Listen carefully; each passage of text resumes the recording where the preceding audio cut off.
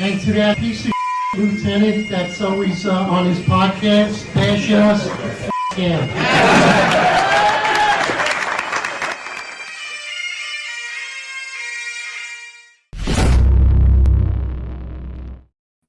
Attention, roll call.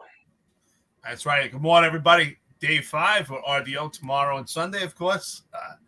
Listen, I think the X space that we held last night, virtual town hall by the finest Unfiltered family, I think it went really well. I see some of our friends and listeners that were on the virtual town hall on X space with us. But, in my opinion, it's pretty smooth. A lot of stuff covered. A lot of great speakers. We hope that this continues to grow. We intend to do this on a monthly basis on a Thursday. So please, if anyone here has an opportunity to join us, if you have not yet, or if you have already, thank you for being there, of course. And let's continue this. It's a great opportunity. I said it yesterday. In life, you don't want to build walls to protect yourselves, but rather open doors and let everybody in. So that's the idea. Let our friends and listeners in. We want to hear from you also. Speak about what's going on. Or even if there's no corruption going on, eventually, hopefully, once this goes away, always, keep up current with the news and talk about policing in America, politics, how it's affected it, and just police mean it, or just talk about any topic. So, John, good morning, brother. Morning, bro. Morning, everybody. Appreciate you guys. Yeah, last night was good. I think we had like 600 people, I think, came on. So that was good. Not a lot of people talked, though. A lot of people listening. A lot of media was there listening. So, but that was fine, Just shoot the shit, talk on a Thursday night. It was good. Kept it to 2 hours. So I hate to be negative, but I just am. I just am. I can't help it. So this is a good thing. This is a good thing. So Assemblyman Sam Berger, I'm sure in conjunction with the PBA and Stacey Pfeiffer Amato, who won by a slim margin over Tom Sullivan, put this bill together. And now I'm not saying that this isn't a step in the right direction. This is a step in the right direction. And what the bill is that officers that are accused of any type of allegation, but again, this is administrative stuff. This isn't criminal. So if you get accused that, he pushed me, he cursed me, and then that allegation is unproven, it will be sealed from your record. Now, my logical brain, I want to be happy and say, oh, this is great. This is great. Let's jump on this. But my logical brain says that this is gaslighting. This is nothing. And, I think the article I'm about to pull up, I think it says this is a clean slate for cops. I don't think it comes anywhere close to clean slate. I think it's a lot of gaslighting. I think this is a no-brainer. So I appreciate the assemblywoman for putting this together, and whatever unions helped. I don't know if it was just the PBA put this together. I honestly, I'm going to reach out to all you guys because I really just don't think this goes far enough, and I think there's a lot of things that we need to discuss here today that are also just no-brainers. It's just no-brainer like this. So this is a no-brainer. So while I applaud you a little bit, I'm like, all right, this is it. This is it. Not to get off topic, but I see a couple of comments here talking about my hat. Yeah, listen, I like to toss it up.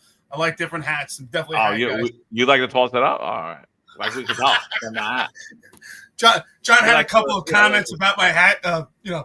Could you blame him? Eric wore it twice offline. I commented both times as soon as he came on. I won't say what I said. He referred to me as a certain kind of sailor, so you could infer the first word. But listen, this is what I think about this. So I think that while this is a step in the right direction for the union, if the unions are currently actively involved with it, I know at some point they were, step in the right direction for the union to address their members. However, I think this is complete virtue signaling. This is a great opportunity for to get some endorsements from the unions when it comes to policing. Because if you actually look at the bill, I think it's almost like for me, I'm like, okay, so basically this is if I wanted to make a cake, but I didn't have all the ingredients to make a recipe. But here, I made you a cake anyway. It doesn't have any sugar in it. It doesn't taste so good. It's missing flavor, but I made you a cake. And that's what this is. We'll make something and give the idea that it's having an impact, but I believe this has absolutely no impact on bettering public safety, has no impact for progression and for the better of an officer's career. I don't think this has zero impact. Because the bottom line is this. Civilian complaints are administrative in nature. If a complaint was that serious, you would get a complaint and it would be investigated by internal affairs or maybe even the feds. It would be something of a criminal nature. The bottom line is this. If you're doing intrusive police work as a police officer, or you just get a civilian complaint doing patrol, whatever the case is, however you're active in doing police, and you get a civilian complaint, and you're, no matter what, that complaint is a stain on your career and never goes away. So this is not a clean slate. So as you progress and you evolve in your career, that stain never goes away. And yet you're still employed. You're still making arrests. You're still doing police work. So your name is good enough to put on paper as a police officer. Your pay scale is increasing as you're continuing in your career because you're a veteran. You're getting more experience. And yet this stain that's on your record never gets removed. And that holds you back. I think that's absolutely ridiculous. Not only that, you're not the same police officer. Every couple of years, I believe, I always say 3 to 5 years, we completely evolve and better ourselves, or sometimes get worse, depending on what your goal is. But ultimately, if you're working in the police department, I would assume that you're trying to get better. So if for instance, let's say year 5 in your career, you get a substantiated civilian complaint. Now, still it's administrative in nature, but year 10, are you the same police officer 5 years later? You've completely evolved, and yet you still have that CCRB from 5 years ago? That's absolutely ridiculous. I think that all substantiated civilian complaints should come off your record after 3 years, whether they're unproven or not. After 3 years, it should be immediately eradicated from your record and should never appear. Well, I don't think unsubstantiated complaints should ever go on your record. So I don't think unsubstantiated, unfounded, I don't think they should ever be put on your record at all. They're unfounded complaints. You know, it's like peppering someone up with a false arrest.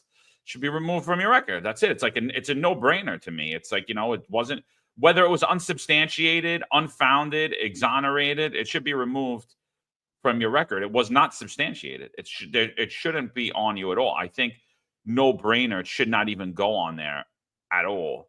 To date, there's only one person that I know of. It was an article. I think Tina Moore wrote the article.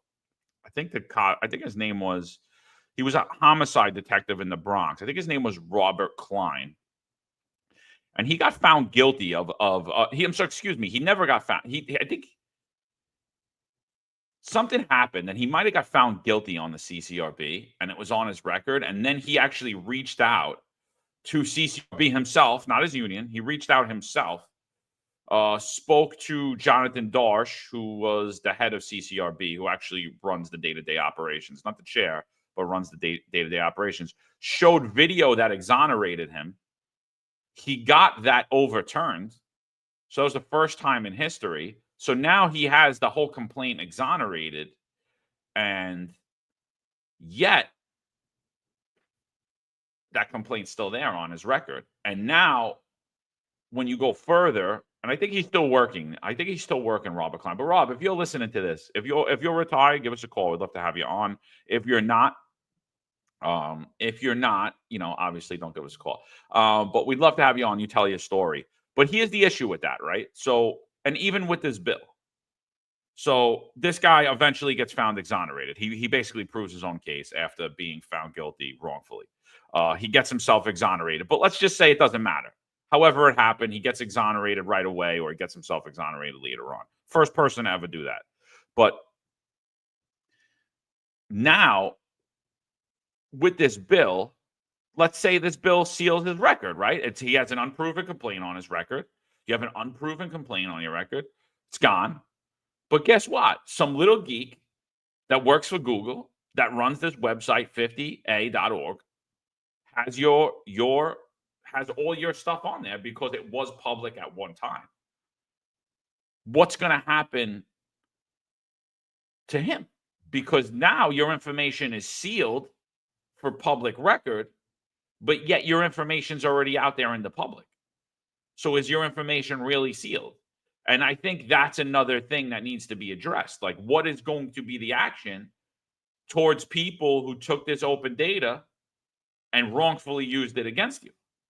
because it's bigger than just I have an unproven complaint on my record. It's like, well, that unproven complaint went out and is now public information on all these sites that aren't government. The government doesn't control. It's not like the PBA or the DEA or anybody or state assembly is going to go in and wipe out 50A. It's a private website. So what happens there? Is there any communication with that website? Like what's going to happen with that? And that's why I'm saying it's like even just at the small common sense thing that it does, which is steal unproven complaints against all officers, it even really doesn't even do that. It doesn't even go far enough in actually stealing down that it does that, because like I said, your stuff's going to get sealed, but 50A still has it. So. Well, let me clarify and go deeper, right? So what I was talking about, substantiated complaints, in my opinion, after 3 years, these substantiated complaints from the time of disposition should be removed from your record. In some cases, they're now 5 years old because of statute of limitations, and there's an 18-month investigative track when it comes to these CCRB allegations. However, those statute of limitations can be exceeded, in which they did in my case. If there is, it's the verbiage is kind of strange, right? If you have a CCRB, which they can determine if, and this is the verbiage for it, if proven in court, it would be considered a crime, the statute of limitations can be exceeded, which is very simple. Basically, if you're involved in use of force case, CCRB can determine that this actually was referred to the DA's office. If CCRB determines that if this could be proven, based on CCRB's ideology, if this could be proven to be a crime in court, they can exceed the statute of limitations. So in my case, many of these CCRBs that were brought against me were 3 and 4 years old. Actually, one of them was almost 5 years old. And the statute of limitations was exceeded by the crime exception, which I just mentioned. And also, in some cases, it was exceeded because of the COVID extension, because of the emergency extension that was provided for COVID. So by the time those cases got substantiated, it was now almost a decade, some of these CCRBs. So now that stain is there forever. Are you the same police officer? Or is this even relative to the time that we're speaking about? It's now almost a decade. It's still on your record. So where is the due process? Where is the opportunity to allow a police officer or any law enforcement officer to progress in their career? This doesn't have any impact on a police officer's career, which ultimately doesn't have any impact in the correlation to a police officer striving to do better in their career while continuing to do intrusive police work to have an impact on public safety. Now, when it comes to this bill, I hate when they refer to it as the clean slate. This is a far cry from a clean slate. First of all, I can tell you this.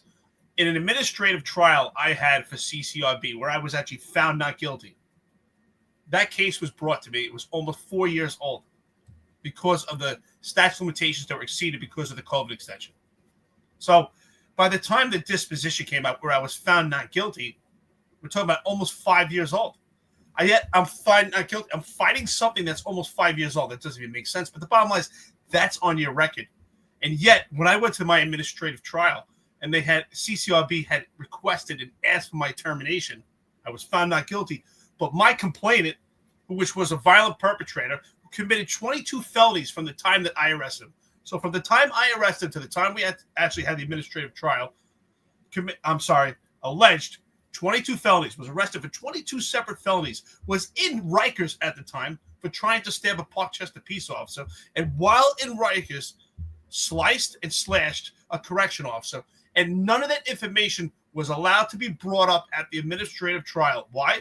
Because even though this particular perpetrator, who was a complainant at CCRB, the complainant that they were asking for my termination, was arrested about 27 times, only had 2 convictions. So think about our justice system. Only had 2 convictions out of that. So 25 alleged crimes he was arrested for. That was not allowed to be brought up in court. It was not allowed to be brought up that it was in jail for trying to stab a Parkchester peace officer. It was not allowed to be brought up that he sliced the correction officer to the face because it was still an allegation and he was not found guilty yet. And yet the weight of the world was against myself, and the CCRBs that I had that were unproven or even exonerated were weighted against myself in my administrative trial. So the scales are tipped completely against the police officer. Oh, absolutely. Yeah, this is the furthest thing from a clean slate. Let's read a little bit what the article's got to say. So, new bills would seal unproven complaints against officers. Would this be a clean slate act for cops? Absolutely not. This is from Austin Jefferson. What if we had a clean slate act, but for cops? Democratic Assembly member Sam Berger is introducing a new bill that would seal records of unproven complaints against law enforcement officers as soon as 1 year after the officer is cleared.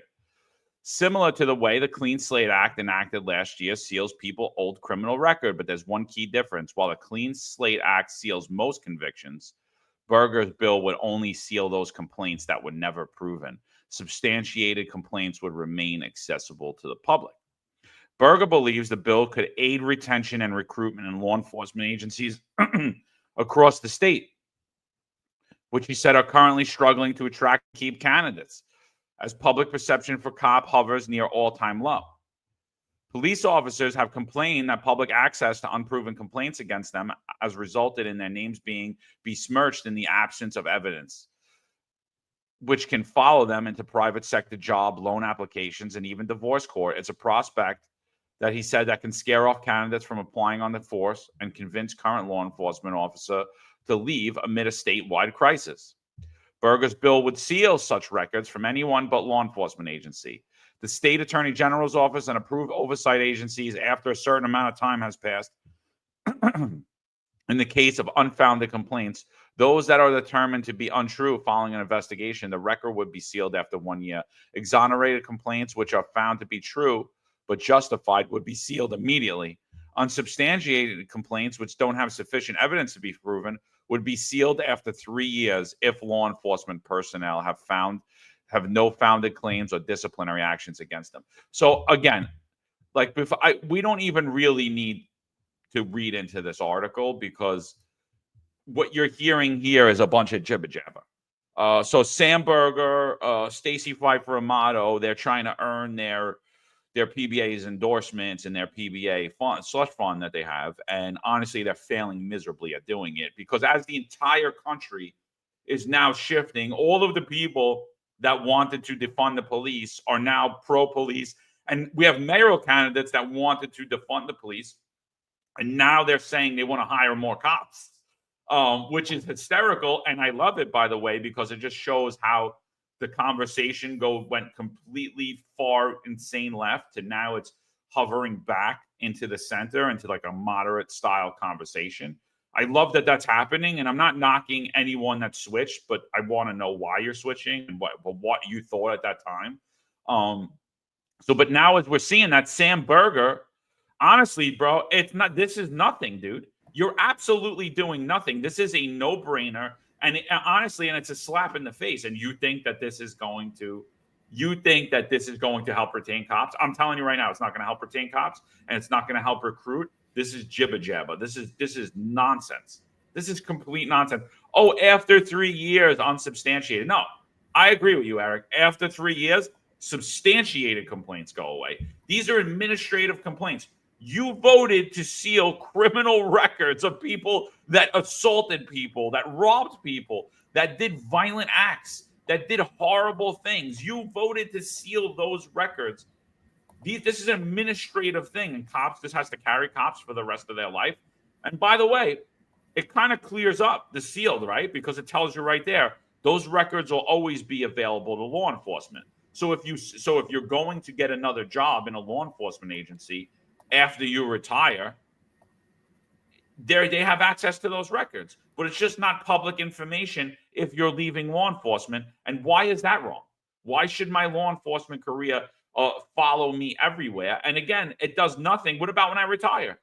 Should be automatically sealed. Should be automatically sealed to the public. This is a joke, dude. This is an absolute joke. Absolute joke. John, that's why I say, honestly, this has zero impact. To me, it's just complete virtue signaling. This is an opportunity for various politicians to all of a sudden jump on board and be MAGA, right? We want to make America great again. We're law and order. So it's virtual signaling, because really, this does nothing. To me, it has zero impact on a police officer's career. It has zero impact in the correlation of public safety. Now, top of the force, I got to push back on you. I'm surprised. about your comment, but hey, that's what the beauty of this podcast, right? Most of the time we agree and sometimes we disagree. We have open conversations. So Tabitha says all allegations on the cop's record should be public. Now, I don't agree because it's exactly that. It's an allegation. You're innocent until proven guilty. And not only that, we're not talking about crimes. We're talking about administrative discipline. And why is it that in the police department, your administrative discipline in every case should be open to the public? I mean, if you worked for Home Depot, if that was your job, will we have the information, on Joe Schmo that works in the paint department, that Joe Schmo, failed to stock the paint properly on one day? Are we going to put all his administrative discipline, his write-ups at Home Depot? This is absolutely ridiculous. It's administrative. This is administrative. We're talking about potential minor infractions or policies by the Civilian Complaint Review Board. Because even when we talk about Civilian Complaint Review Board investigates force, abuse, discourtesy, and offensive language, this is still low-level stuff, because if the force is that egregious, it would be considered excessive. You would be investigated by Internal Affairs and ultimately, possibly, prosecuted and persecuted. Sleepy Joe, shout out to you, $5 coffee and donuts. Morning, lieutenants. Who's got the 5 deaths today? John or Eric? I was never a desk guy. John, if you want to take it, I'll be outside doing anti-crime. I did the desk I did the desk 3 times in my career, and that was the last 3 times I ever wanted to do it. First of all, it was a nightmare. A couple times I would, even as a crime sergeant, I would see, because I would see sometimes the guys, were shorthanded, especially in housing, and the guy at the desk, did a double. So I'm like, hey, dude, listen, go ahead. I'll take it. I got a couple of collars in here, so we're doing work anyway. So I'd jump on the desk and give somebody a break. But to do the desk the whole tour, I mean, all that stuff, I'm like, why am I putting this stupid stuff in the book? It's stupid administrative stuff. Like, the patrol guide is here. Are you kidding me? We don't even have a patrol guide. It's on the computer. Some of the entries are really, they have to, it's so outdated, and update how we actually run the desk. We should put the stuff that's actually important. But to be bogged down with this silly stuff, I'm not putting this stupid stuff in. That's the bottom line. I'm surprised for Tabitha to say that all allegations on the cop's record should be public, because they're exactly that. Where's the due process? What if you had 100 allegations and not one of them was ever found proven? That's exactly that, allegations. John, don't you agree? First of all, when I say I believe, and I've been saying this for years, substantiated complaints should come off your record after disposition after 3 years. And ultimately, when you think about that, in many cases, those complaints are almost 5 years old. And I'm a firm believer that 5 years where you could completely change yourself and really become a different person as far as in your career. So we're talking about almost 5 years old. It's still on your record. Well, I don't think you can have it both ways. I don't think that you could say that, I don't think that anyone could say that we want people who commit crimes to be able to move on with their life and be able to get employment, and then say at the same time, well, cops should never get that opportunity. And that's basically what the politicians did with Clean Slate, and Sam Berger is basically holding on to that. I mean, he's basically showing his hand on how he feels about cops, and so Stacey Pfeiffer Amato, by presenting this bill in the manner that he's presented. Oh, but this will stay on your record forever. It's like, wait, hold on. What's going to stay on my record forever? Oh, if I got disciplined for it, that's going to stay on my record forever. Oh, but if I rob somebody, that's not going to stay on my record forever. But if I curse somebody out in the heat of the moment because I told them to drop the effing gun and I got found substantiated for it, that's going to stay on my record forever, because everybody needs to see that. That's very important. We got it, Sam. Sam, we're going to be reaching out to your office. Stacey, I'm going to be reaching out to your office. I don't think this goes far enough. I honestly think it's a slap in the face. And you just can't have it both ways, dude. You just can't. You can't have it both ways. And Pat says, what the hell's going on here? John and Eric appear to be offering positive words towards the union. Guys, blink twice and tug on your left earlobe if you are under duress and being held captive. So, I mean, Pat, I'm going to, because like I said, I don't want to always be the bearer of bad news, although that's where I am. This is my world. So, when Elon Musk wants, I want positivity, it's like, well, I guess I got to find a new platform though, because that shit, I guess I got to find a new platform because that shit's not for me, but when I'm looking at it, I'm looking at the real aspects of this bill. And the real aspects of this bill is you're holding cops to this crazy standard for administrative things that you're alleviating people who committed actual crimes for. So it doesn't go far enough. And honestly, I see, as much as it is a step in the right direction, at the same time, it's a slap in the face. And that's where the unions need to be. The unions should be saying exactly what myself and Eric are saying. I'm being dead serious. I'd rather not see this bill go past than I'd rather not see this go past than pretend like we're doing something. Oh, look what we're doing for you guys. Oh, we're going to help to recruit and retain people. Talk to any cop on the street. I wish I was in New York right now, because I would go around with a microphone right now and ask everybody, what do you think about what do you think about this bill? Tell me what you think about this bill. But again, cops can't talk to me and they can't tell me what they really think, because that'll be another substantiated that they're getting from internally. That won't be on their record, but it's I think it's all fluff, honestly, and I blame the unions. I do. So the unions, we're going to lead from behind here. We're going to reach out to the assembly members. I invited them to listen today. I don't know that they're on or they're not on. I honestly, I applaud the effort, but it's honestly, to me, it's just gaslighting. It's gaslighting. It's really doing nothing to retain. It's not even parity. It's not even putting parity up with criminals. Cops are held to this higher standard, as we should be.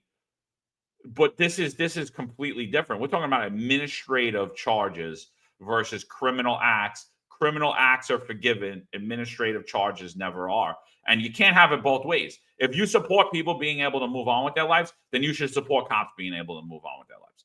And clearly you don't. So at my administrative trial, as for where CCRB actually tried to have me terminated, I had two cases there. There's two cases during the trial at one time. So one of the cases was the perpetrator I mentioned that was in Rikers at the time. And of course, Ron Layson brought up a great point in the chat. That perpetrator, who was a violent perpetrator, and I arrested for a robbery pattern, was actually in jail at the time during the trial and refused to comply with CCRB, refused to cooperate, was given every opportunity to even testify virtually from Rikers, and even refused. And he told them to go F themselves, and they still went forth with the case. Now, in the second case, it was brought up against me for stop, question, possibly frisk.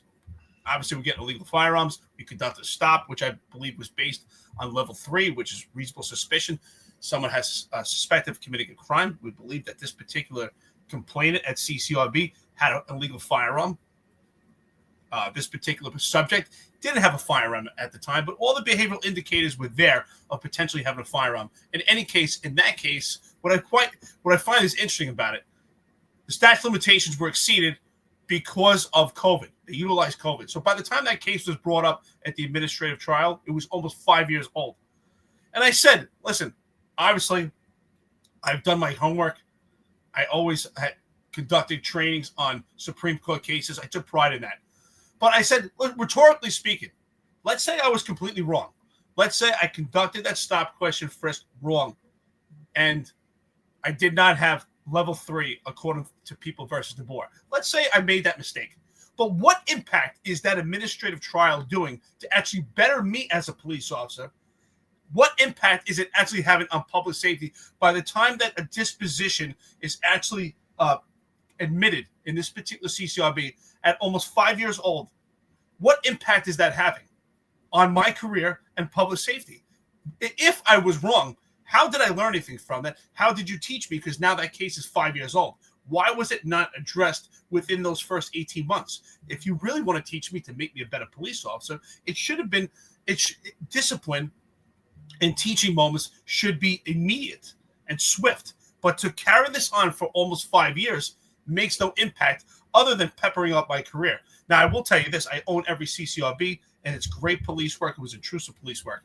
And I'll tell you this, Primetime 1234, shout out to you, Coffee and Donuts, $10. It says, Coffee and Donuts, Eric, were you ever placed on early intervention for your CCRBs? Just curious. I was placed on every type of monitoring possible.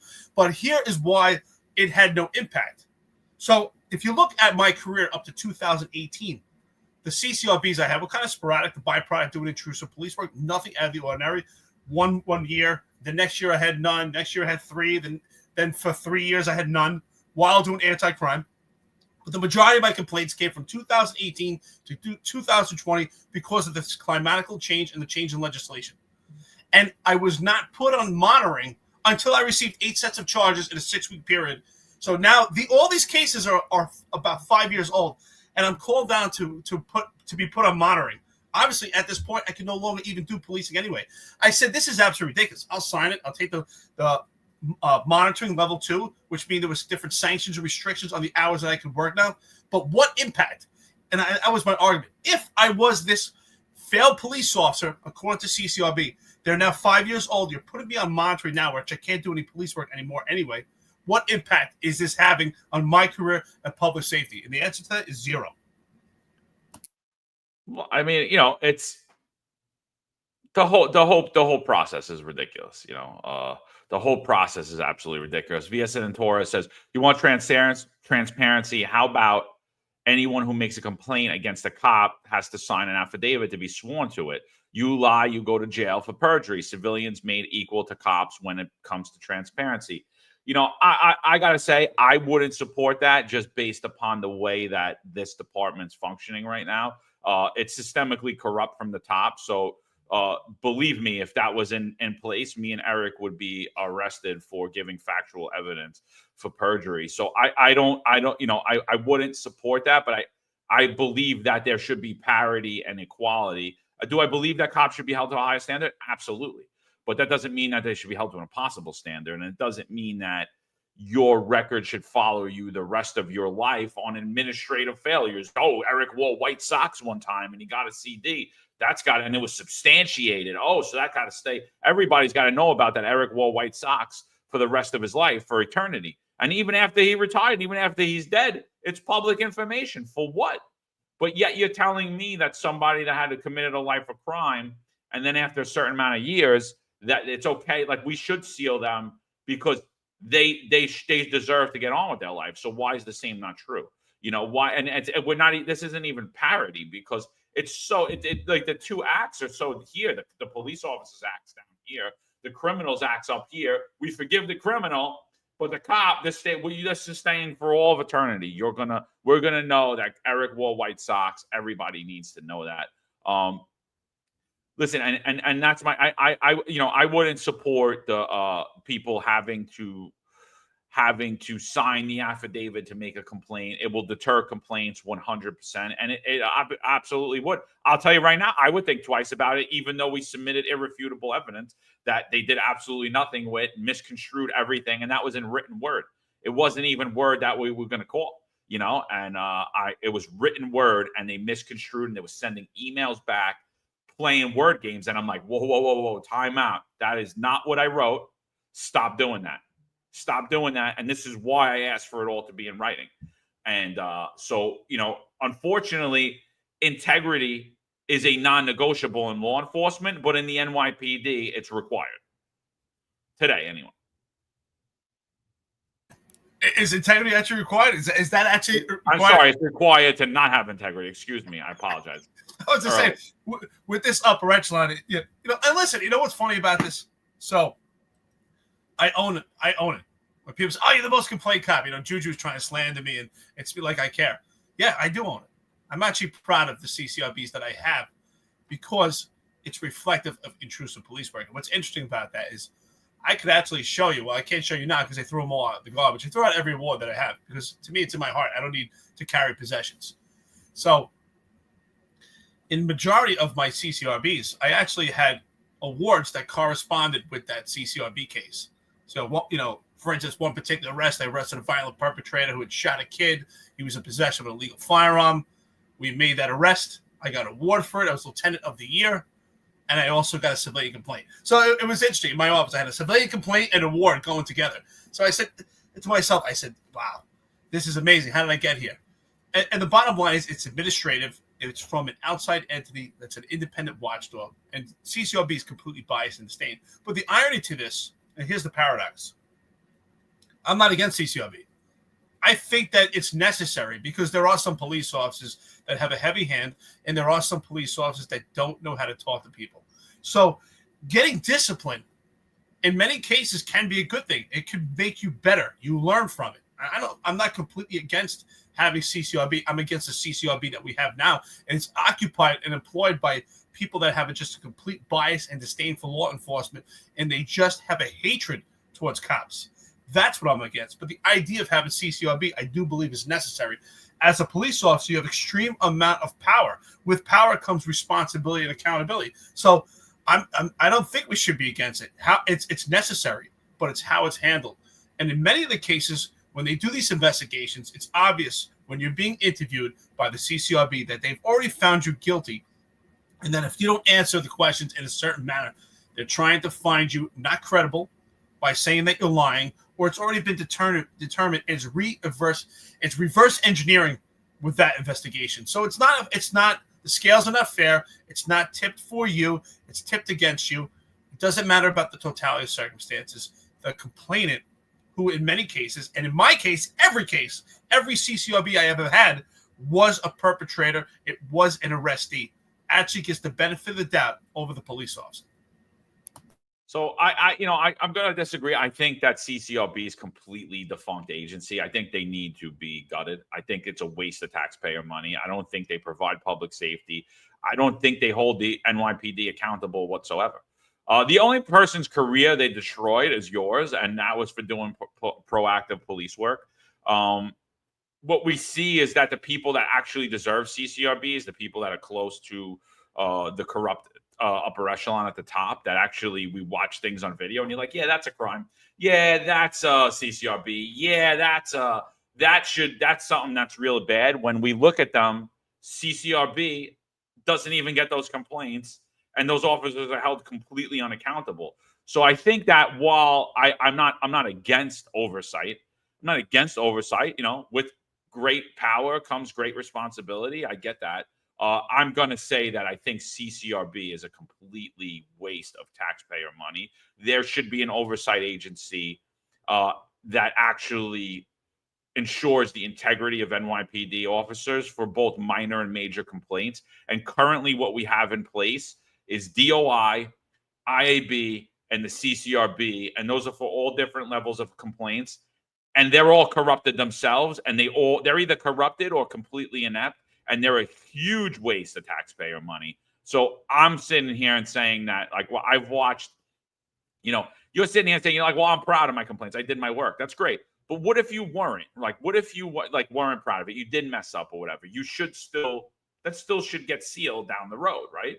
But when I look at CCRB and, I have direct intimate knowledge of so many complaints, there's people that have founded complaints that are on their record that they don't even have a complainant for. Nobody even complained. There was one case I told you guys about a few months ago. There was a lieutenant and a cop. They stopped this dude in a car. A third party videos it from a corner. We don't know what the stop was for. I assumed it was for marijuana emanating from the vehicle because they immediately take him out of the car and search him and they leave.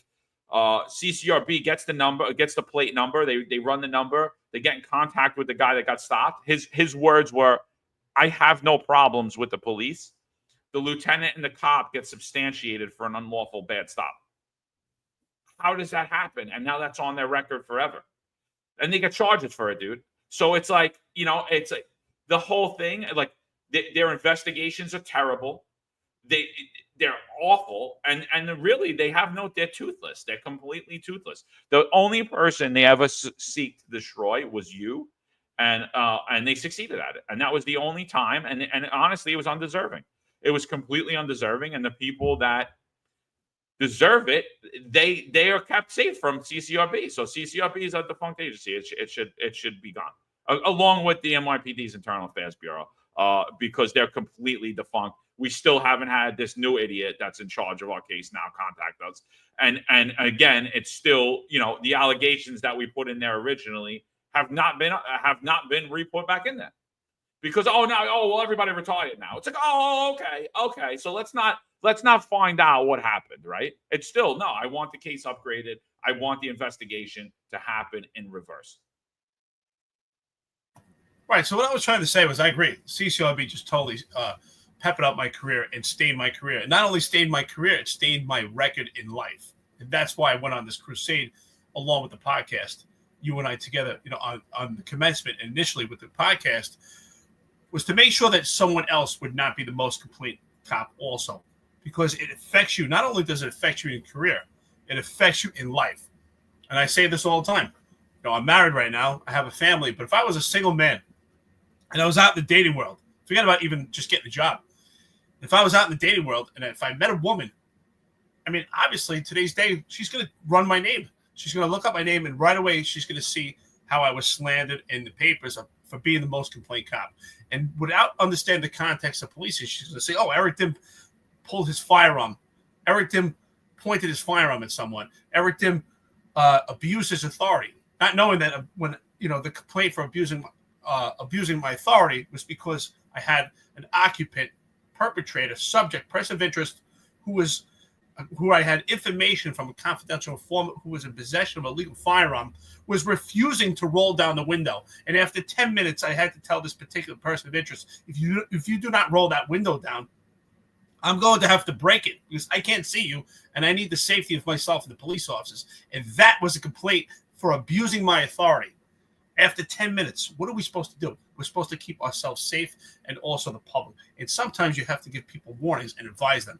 And this is the problem with CCRB. Now, if CCRB was comprised of people that actually made fair assessments, it should be comprised of police officers, retired police officers, not so heavily weighted where it changed your career, but really just to kind of weigh out your bedside manner. Because even doctors in a hospital working, sometimes you can make a complaint if they don't have good bedside manner. So that's really what CCRB. It's a testament of what your bedside manner is. It just shouldn't be so heavily weighed as far as how the trajectory of your career is. It should be your supervisors in the police department that actually determine your evaluation of what kind of police officer you are.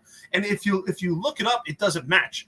I was receiving 5s for 10 years straight as a sergeant and a lieutenant, which is the highest evaluations that you could get, while simultaneously my career got peppered up by CCRB. Does it make sense in 1 year I have a 5, the top evaluation, and I have 8 sets of charges in a 6-week period, while also receiving Lieutenant of the Year? So the whole thing doesn't make sense. So obviously the police department and CCRB are not working hand to hand.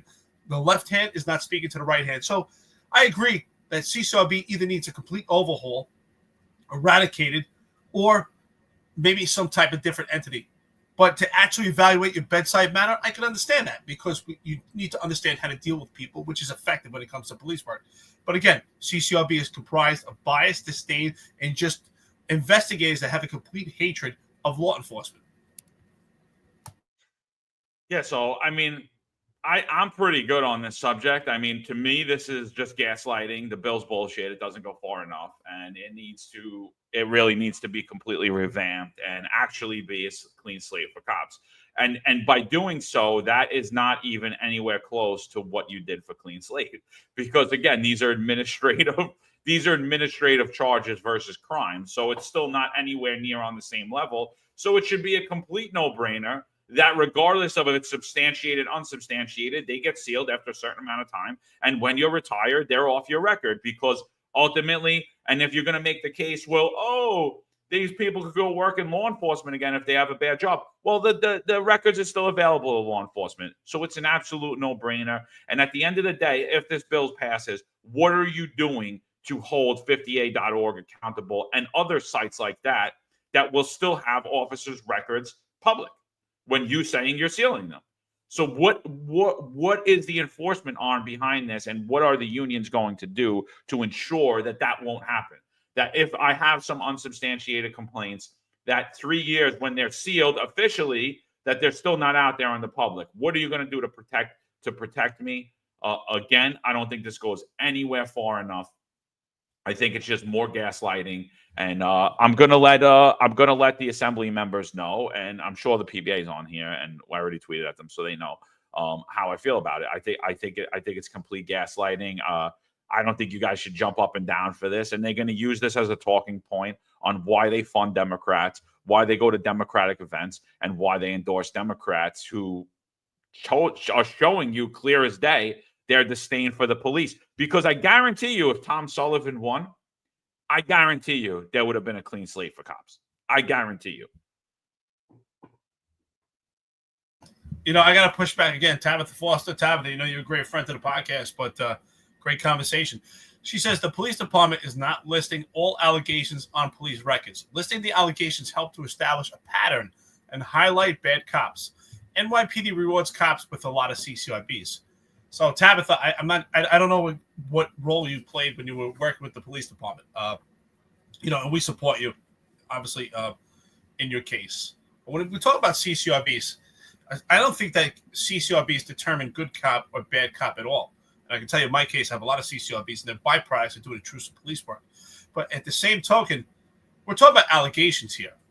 So what about innocent until proven guilty and due process? The bottom line is, so if we leave allegations on your record, administrative or not, these are just that, allegations that are not proven, which to me hold no weight. But yet what we're saying that these allegations hold enough weight to actually determine a pattern, which ultimately you're saying is you're guilty. So to me, this just doesn't make any sense. I believe this is a complete paradox. It doesn't make any sense to me.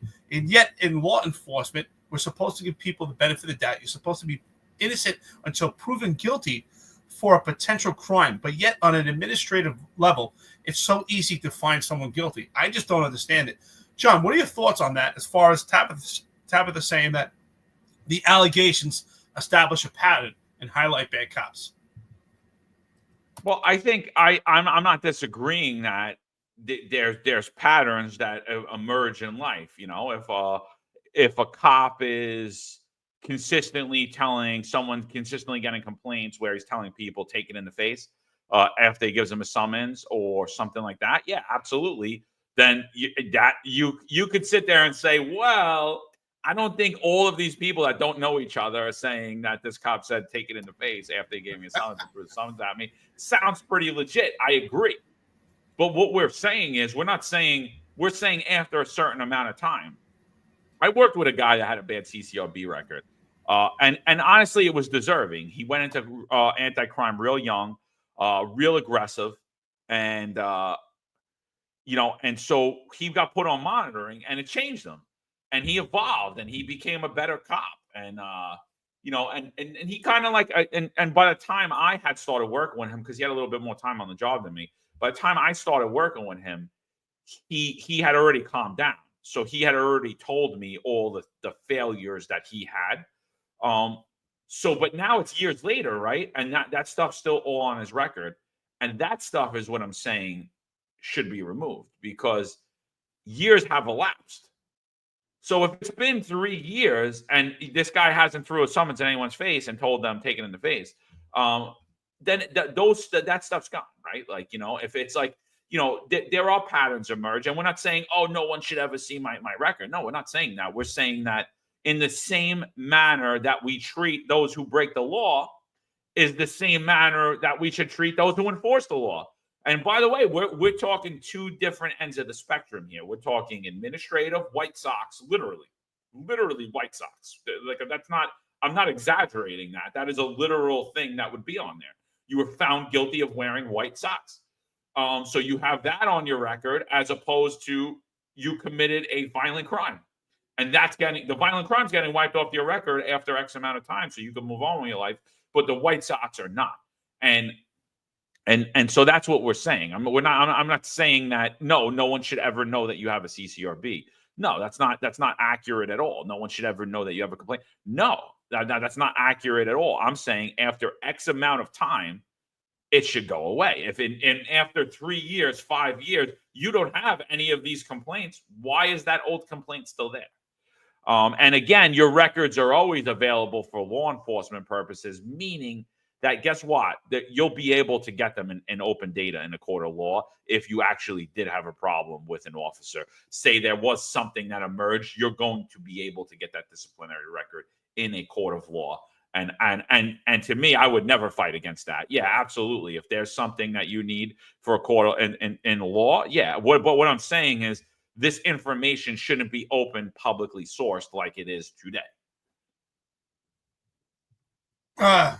So Tabitha says, I understand your point, but look at Madry. and made a complaint in 2016 and in 2024. He comes back with similar complaints. It took about 8 years.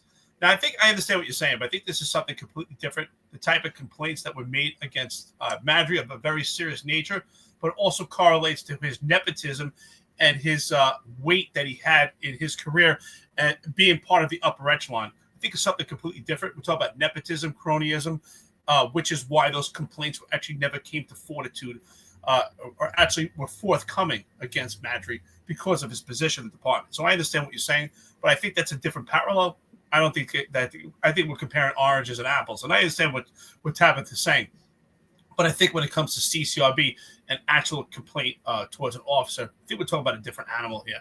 And that's my point when it comes to this, that you evolve as a person. And ultimately, the goal is to become a better person every day. I have to be honest. I always ask myself, how can I be better today than I was yesterday? So over a 5-year span as a police officer, by the time a case gets evaluated, substantiated, and the disposition's there, which is why I say 3 years. It's my opinion that 5 years you could reinvent yourself. I believe that. You know what? Pick up a new hobby today. I'm into jiu-jitsu. Let's say that you never did jiu-jitsu in your entire life. You pick up jiu-jitsu today. In 5 years, I guarantee you, you will be a different person. You will be a completely different person, physically, mentally. You will change completely. You know, if we look day by day, you might not see the growth in the person that you are, but over a period of time, we could see it. So that's my point. It's statute of limitations, 18 months for CCRB to be investigated. And after 3 years of disposition, that's almost 5 years. I think that should come off your record. I would assume that you've become a better person and a better police officer after 5 years, and yet you're evaluated and marked with a stain that's been on your record for 5 years past, who is not even the same person. Let's say you get on the job at 21 years old and you get a substantiated complaint. 20 years later, at the age of 41, you're not even the same person.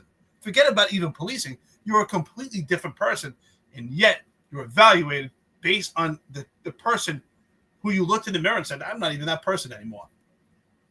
Yeah, absolutely. Reed says all law enforcement records are open except Eric Adams' NYPD file. Well, when you didn't even eclipse double-digit arrests, and you want to paint yourself out to be this law enforcement expert and this police officer who ran for mayor, yeah, I think I understand why he sealed his record. He also sealed his record for a few other reasons too, which I won't get into because they're sealed. So, but they should be open, right? Everybody else is open. Why isn't the mayor's? I wonder, Eric. Eric, how many arrests did you have, Eric Adams? Oh, that's right, 9. We know. Okay. Anyway, so let's move on. A couple of things. I think that it's good. I think that that's a good thing. I think that the conversation's 100% changing in politics. Scott Stringer, who at one time supported defunding the police. I'm going to reach out to Scott after the show. Like to have him come on. Scott was the one-time New York City comptroller who was in support of defunding the police. Let's listen to what Scott has to say today. Right now, we're paying over $1.3 billion in overtime because we're using the police over and over and over again to do performative policing, surges, military surges. It's all nonsense. Let's cut down the overtime by hiring the 3,000 cops, put them to work in the subways, use the excess money and funding to really create a police and mental health initiative. I know how to do this work. Right now, we're paying. So, I mean, I got to say right then and there, I'm not mad at the defund the police anymore, but just own it. But here we've changed. He wants 3,000 more cops. And what he's saying actually makes perfect sense, right? The more cops you have, the less overtime you're paying, the cheaper it is. And which is what we've been saying. It's like, it's crazy. You have 1,000 cops on the sideline that you're not allowing to work when you could put them right back in, give them a 1-week class. It's way cheaper than putting these people through the academy, and boom, you already have a lot more cops on New York City streets than you do currently. So, I mean, I think that it's a good thing. I think that even the talk of the bill is a good thing. It just doesn't go far enough. You know what, John? He's another bum. He's a bum, and he's full of crap. And you know why? Because, again, I say this, I can't relate to Democrats. Because the bottom line is they administer the Munchausen syndrome. All this defund the police, all this legislation, all this oversight that has been administered towards law enforcement that stripped away any good any desire for anyone to actually want to become a police officer is not there. So this ideology, yes, it makes sense. Do we actually want to pay people on overtime where it's almost double their pay in comparison to we could actually have 3,000 more police officers for less of the cost? Yeah, it sounds fantastic. But where are you getting those 3,000 police officers now that you've made this environment that people don't want to take the job because the justice system is destroyed? The police officers have a horrible environment to work externally, internally, and a big contributing factor, obviously, is the failed leadership in the police department. But taken away from that part, when we talk about the legislation because of the New York City politics that has been created, including the diaphragm law, bail reform, right to know act, all these, a bias in the state civilian complaint review board, who wants to be a police officer? So, it sounds great. Yeah, we need 3,000 police officers. But these are the same people who are trying to defund the police. But now, you know what? We administered the problem. Now they want to treat the symptoms. Full of crap. You're a bum. So, I mean, I'm going to say right now, he is absolutely malleable. And I like malleable politicians. I like willow politicians. And that's what he is. Scott Stringer, like Eric Adams, is not an oak. He's a willow. And honestly, that's what a politician should be. So while they took this hard left stance in 2020, and Juju, they defunded the police in 2020 when they voted on the budget. You could go back and look at that in New York City Council. They removed $1 billion out of the NYPD budget. Justin Brannan voted on it. Jessica Ramos voted on it. Richie Torres voted on it. Scott Stringer was a supporter of it. Eric Adams was a supporter of it. We could just go back. I mean, you could just look on my Twitter account and you'll see it all. It's all there. It's all there in time. But again, these people are not our leaders. They're our representatives. So as the collective voice comes out and speaks, so too do they change, right? And so I'm saying right now, this is not because Scott Stringer has woken up. This is not because Richie Torres has woken up. This is not because Governor Kathy Hochul or Eric Adams have now turned MAGA. This is because we, the people, have let them know how stupid their ideas are, how they failed us, and now they're changing their platform, which I think is a success. And while I'm not going to sit there and hang on their words like every other conservative influencer out there, and I'm going to be like, oh, it's great, he saw the light. No. I'm not going to do that. I'm not going to make Scott Stringer the next Tulsi Gabbard, because even her, she's already showing you who she is, right? Like I've been saying, no, she's the great savior. She's the great conservative savior who's against FISA, but now she supports it. Got it. While I'm not going to paint him out to be the savior, I'm going to paint him out to be exactly what he is. He's a politician. He's malleable. Let's work with that. I could work with that. I could work with that. Does that mean that I am a fan of Scott Stringer?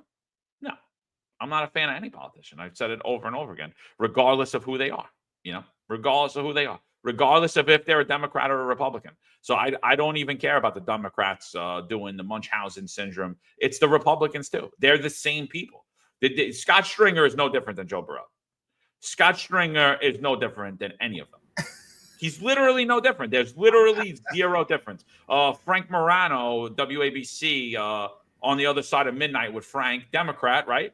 He's putting his name in the hat to run against Joe Borelli. He says he's looking to do it, but he's already put his contributions thing out there. So he's going to throw his name in his hat because Joe Borelli can no longer run, right? He's term limited out. So Joe Borelli's going to look to get a job with the Adams administration more than likely, which is why he is a pro-mandate, not an anti-mandate, which is why he doesn't support retiree health care. And so they're no different to me. They're absolutely no different to me. And the same goes for Frank. Frank is a Democrat. I wouldn't not vote for Frank or not support Frank because he's a Democrat. His policies are what matter to me. So your policies right now, and you say that you're going to hold them and I'll hold you accountable to them, are what matters to me. I don't care about your party line because I don't believe any of them. They'll all go with the wind. I think I understand what you're saying, but I'm not sure. When you say he's malleable, I get what you're saying. Is that a good thing? Does that mean that I mean, because almost we could say Eric Adams is malleable, right? Because according to what's going on right now, what he needs, he's malleable. He can be changed into a different shape because he needs to be MAGA. So Eric Adams is not malleable at all. Eric Adams is only malleable to power. He is not malleable that's my point. at all. If Donald Trump told him to rehire city workers, he would. If Donald Trump told him to support city retiree healthcare for city workers, he would. That is not a malleable person. He succeeds only to power. But that's my point. Stringer will succeed, and politicians will succeed. What it will subside to the power of the people that are saying, we want you to do this. Eric Adams will not do that. Eric Adams is a tyrant. He is not malleable. Well, actually, but that's my point. If you're saying he's malleable, in some ways we could say Eric Adams is malleable because he's easily influenced based on what he beats. He needs to pardon right now, so he needs to change his complete stance. So he needs to be influenced to change his complete stance right now so he can get his pardon. So that's why I'm saying malleable. He's not malleable to voters or the people. He's not malleable to we the people. Well, you understand what I'm saying? It can go both ways. Malleable to the point of where it's, hey, it's beneficial to him or beneficial to the public. I don't think so. You know, I just look at it from both perspectives here. I know what you're saying. I don't think so. He like if you watch the first few weeks of him in office and you remember the riots on the street and he couldn't barely even walk in New York City streets at that point. He didn't budge at all. He didn't budge to we the people. Scott Stringer would budge to those people. I don't know if you remember that, but the first few weeks of Eric Adams' administration, he couldn't even walk in New York City streets. I'm not advocating for Eric Adams at all, but my point is sometimes when someone's malleable, which means they could be easily influenced, means that they could sway and they could change at any time. And so, that's pretty much Eric Adams has never backed off of his stormtrooper COVID mandates. Never. He's not malleable at all. Don't you think he's malleable to the point where it's good for Eric Adams? I mean, he showed it right now where he's completely changed his stance. But either way, I think the bottom line is Scott Stringer is one of these Democrats that changes their stance because now they want to treat the symptoms. Oh, yeah, it's great. Sounds great. Let's put 3,000 police officers. Where are you getting those 3,000 police officers? And let's talk about the cost to actually get those 3,000 police officers because it's not a viable job that everybody wants. Now they have to comb through 30,000, 50,000 candidates to actually get 3,000 police officers that actually could take the job. And how many out of those 3,000 police officers after graduation from the police academy will actually stay with the police department? Because you and I, John, you and I say it all the time, 20 years is not what they're looking forward to right now. It's a step to possibly get them to another career or another police department. Most people are not thinking about 20 years ahead. When you and I got on the job, there was no doubt about it. You were staying for that full 20. You didn't even think about it. And I think it's completely changed. I think this is, this idea to get 3,000 police officers sounds great, but the cost behind it to actually get them, especially with the recruitment effort they need because we can't get police officers because people don't want to take the job, is another cost factor. Yeah, and then another guy that's either thrown his name in the mayor race or into the governor's race is Torres, right? And Politico just wrote an article, Richie Torres blocked you. Because he's blocking even Hochul's staffers. So he's using his private account to campaign, even though he hasn't officially announced. And he's speaking about things that are related to his official duties, yet he's blocking you if you ask him questions. So he, again, he's trying to play himself as a moderate. He's talking about all of Kathy Hochul and New York City mayor's public safety failures, right? He's talking about all those things. But this is another guy. We played you the video. We played you the Hot 97 video where he said, I don't want more cops. I wanted to fund cops. And he said numerous other things. And when I asked him about it, that was my response. So there's another guy. So, I mean, he's even a worse phony. So I respect Stringer more because at least Stringer will have the conversation. Torres won't ever back off of who he is. He just pretends like he's somebody else. He's like, no. I always supported you guys. And then just another example of that is Hochul's now subway plan in transit, right? So now she's going to every night, she's going to have 1,000 cops in New York City subways on the midnights, all on overtime. So another 1,000 cops on overtime, 750 of them are going to be on subway platforms with about 250 riding on the trains, 2 officers apiece, right? They clarified that for us. 2 officers apiece on the trains Is that going to be in every subway? 1,000 cops in overtime. What do you think?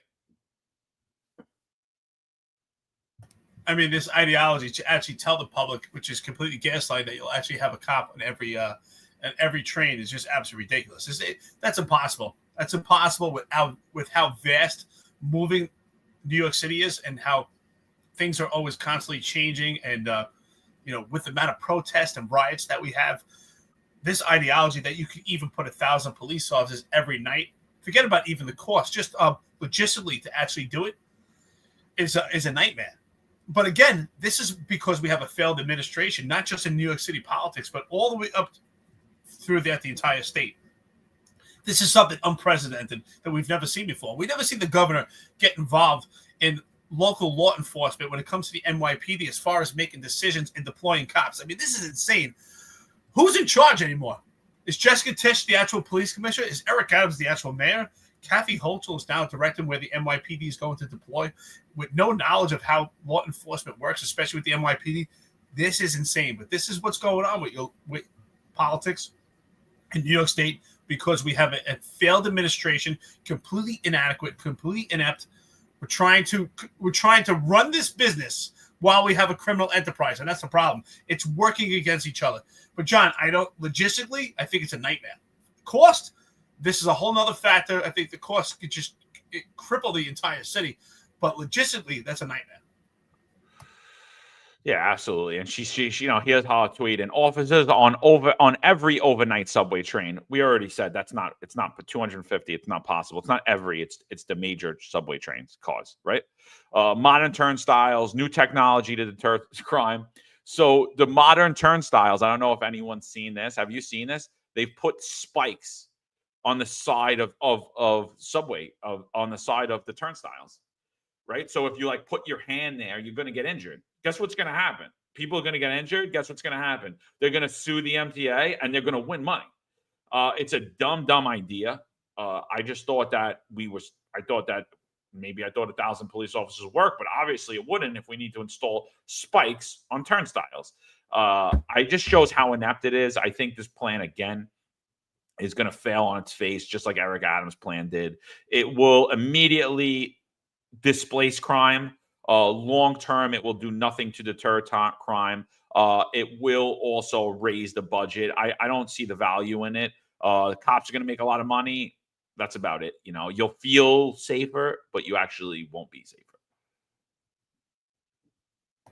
The other problem also when it comes to cost is actually evaluating the fiscal year. Right. So for the fiscal year for the police department is July 1st to June 30th on a yearly basis, actually not January to January. So the concern now comes to summer months when things start to heat up in the summer and obviously people are outside. We have a vast amount of more crime in the summer. Will the money be there for that fiscal part of the year to actually continue this type of operation? And this is the problem. We have 1,000 police officers working overtime every night after, that budget is just completely ran over. How much money is going to be allocated to actually address other issues than just a subway? So we're putting all our eggs in one basket. This is a problem. And John, I agree with you.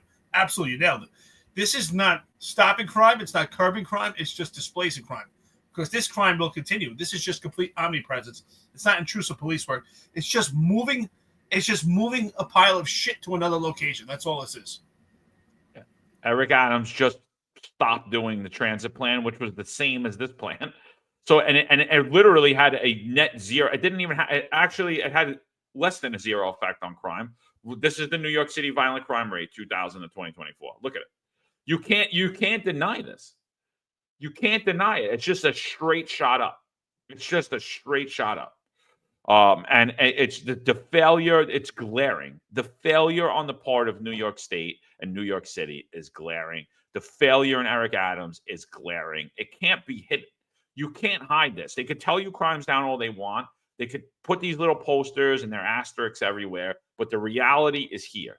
New York City violent crime has skyrocketed. And this plan was in effect while it was skyrocketing. And now they just got rid of it 2 weeks ago and they're bringing it back again. But Hochul's unveiling it as if it's like Eric Adams when he pretended he invented the trash can. with the trash revolution. It's like, dude, seriously? Like, we've had trash cans for how long now? You it's a revolution? I don't think so, bro. Maybe for you, brother. Maybe for you. But here it is. It could no longer be hidden. That crime fails miserably.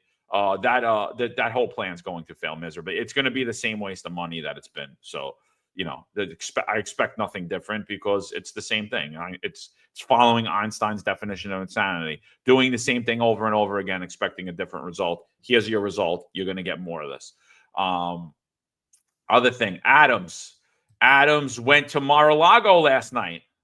So I know a lot of people asking, how did he go to Mar-a-Lago? How did the first indicted mayor of New York City go to Mar-a-Lago? Who paid for it? Well, Sally Goldenberg reports. Post-publication, New York City mayor spokesperson said his trip to Mar-a-Lago will be taxpayer-funded due to what she described as a city purpose. It strains credibility to think they won't be discussing the mayor's legal case. So absolutely ridiculous. So how did he go to Mar-a-Lago last night?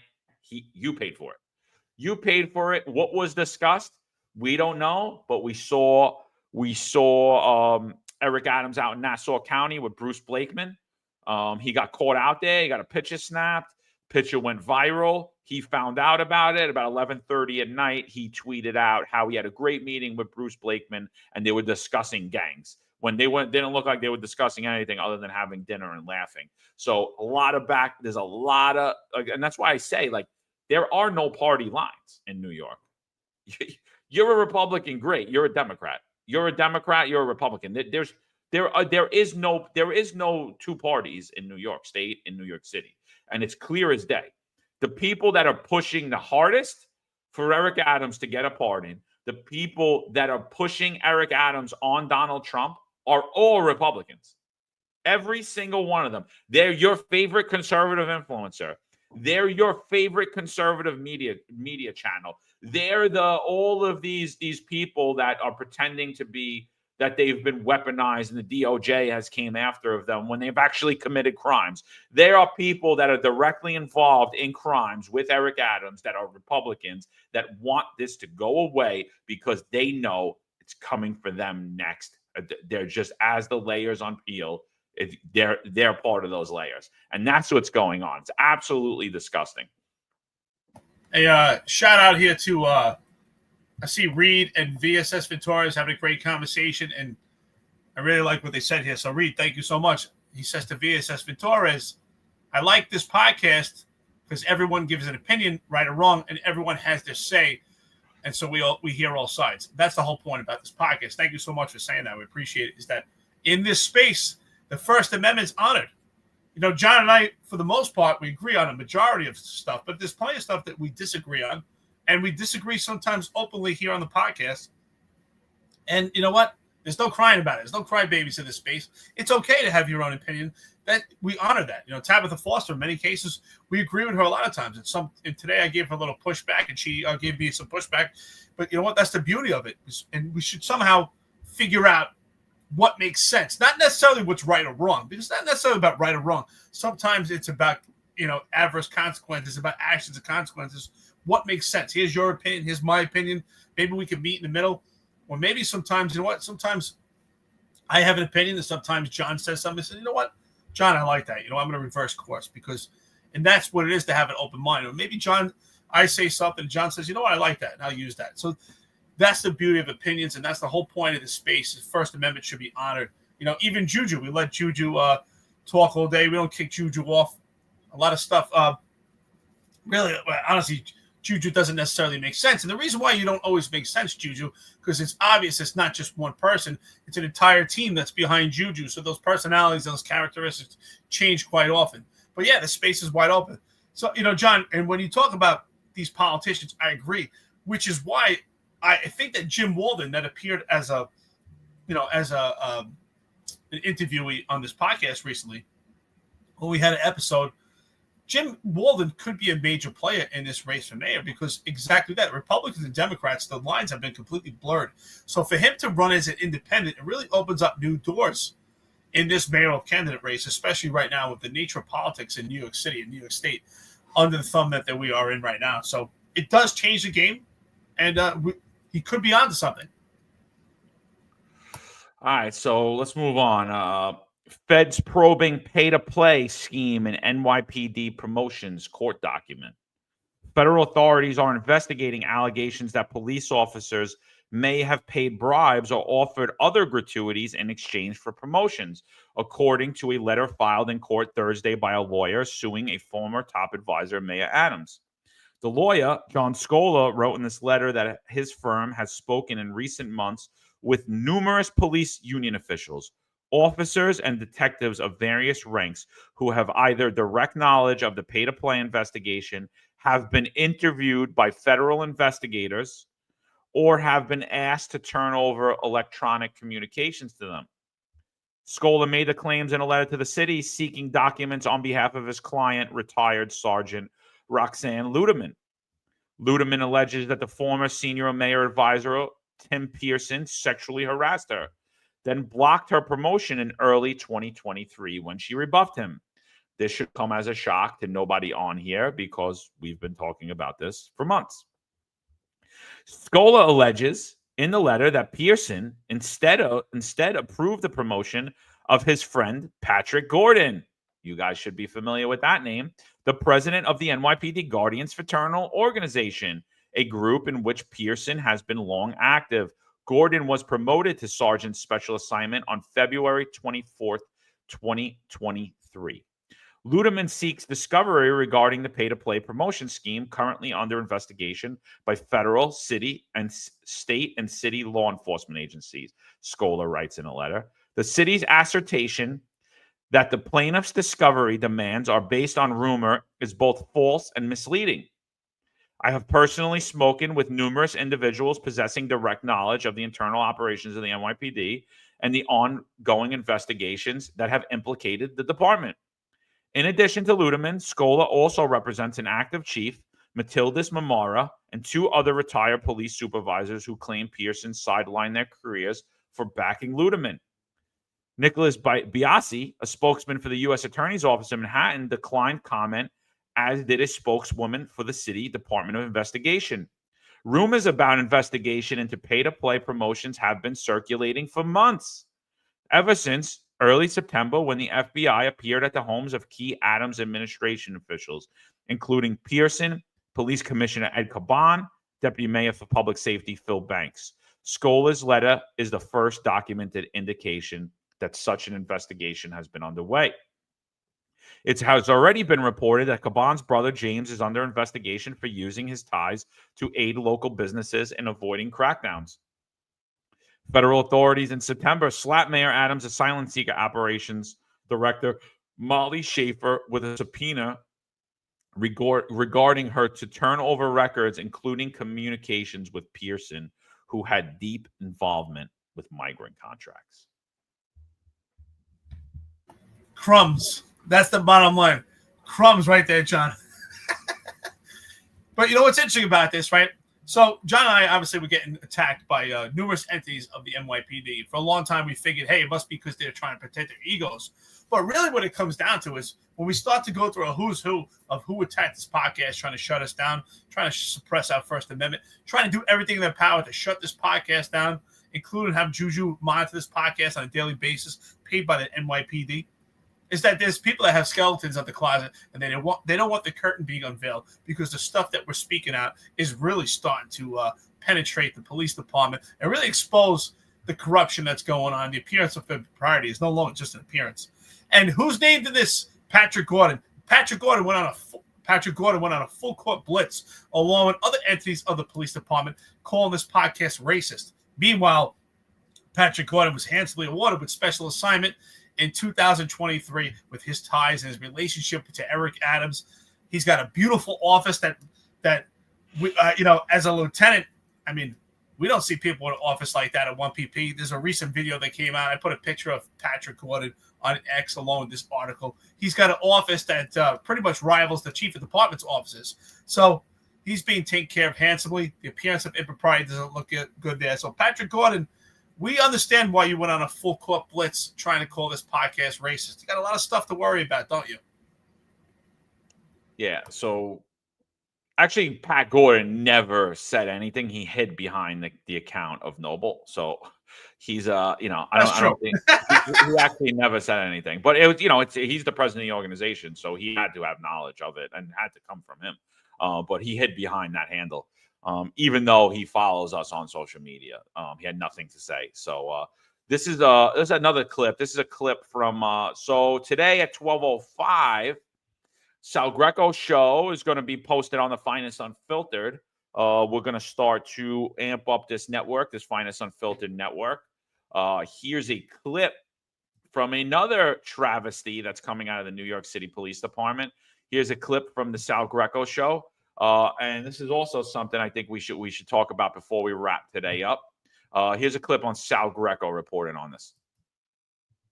There's an officer in the NYPD that went and left someone a paraplegic, and it's a complete failure by the job. NYPD commanders knew cop busted in random New Jersey shooting was on a downward spiral. NYPD officer Howie Tron's downward spiral into depression and heavy drinking began long before he inexplicably shot and paralyzed a young businessman last May during a random traffic encounter on a road in South Jersey. Victim of the shooting, Kishan Patel, 31, undergoes day after day of grueling rehab at a special hospital to restore basic functions. On June 17th, Tran gave a 6-hour interview to New Jersey psychiatrists in which he disclosed his NYPD superiors were aware of his problems both at the 2A precinct and after he was transferred into a pressure-packed role managing social media for the department's press officer, who at the time was Tariq Shepard. Also his former commander at the 2A precinct, but they did not take his firearms or sideline him to get treatment. NYPD commanders have the power in such instances to remove an officer's firearms and direct them to be assessed for possible inpatient treatment. They know about his problems, and he's not suspended or required to surrender his firearms. This is an extension of a toxic culture in the department. That is a horrific story. How this was able to fester underneath him is unbelievable and shows that Eric Adams can only appoint low integrity people underneath him, apparently. Tariq Shepard has a lot to answer for here. Thanks. So what do you think about that?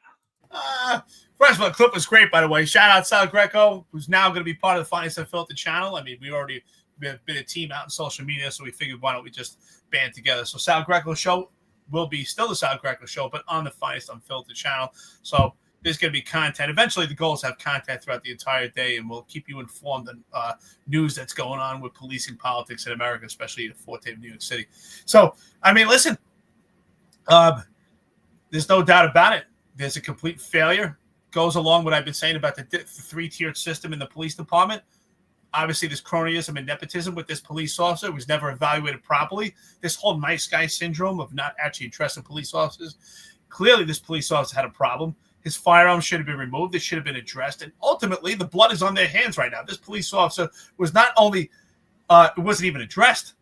He was awarded by being part of the social media unit because it's more important to focus on New York's Finest Retired Unfiltered podcast. Let's get 86 police officers to monitor this podcast than to make sure that a police officer who's unhinged and unstable doesn't have a firearm who could potentially kill someone else. But this is the administration. This is what we have right now. This is their priorities. Their priorities are not in order. Absolutely. I mean, a huge failure. So one failure, like I can't help but wonder, like, how far this kid would have slid if he actually was just a rookie in the 2A precinct doing midnights like he should have been and busy and kept busy with work, how that would have affected his mental health, as opposed to why, and then thinking about, like, why was he handpicked out of the 2A precinct? What specifically was great about him? I think the kid had maybe a little bit more arrests than Tariq Shepard, which isn't many. So it's in like the 20s. So it's like, okay, so it's like, all right, so you're telling me that nobody had that amount of arrests in the 2A, that weren't better cops? I find that very hard to believe. As a matter of fact, I know that that's a complete lie. So why'd you handpick him to come into the high pressure social media unit. I mean, seriously, you can't handle the social media unit. So he's handpicked, obviously, by Tariq Shepard. I mean, he was the CO there. Then he goes to become DCPI, and this kid gets brought over. I'm like, I don't think that's a far stretch to say that Tariq Shepard handpicked him and brought him over. That's just my opinion. I don't have any fact on that. And then it's rumored that this person was highly conflicted. He says in there, he told numerous bosses about his depression and his drinking. They did nothing to correct it because what's being told to all of us now with the promotion of John Schell as the chief of department and Tanya Kinsella remaining in her position and Tariq Shepard now being a 2-star chief in Interoperations Agent Bureau, whatever the hell he's in. What's being told to us is that, well, I have so much to manage that I can't manage the people that are immediately directly under me.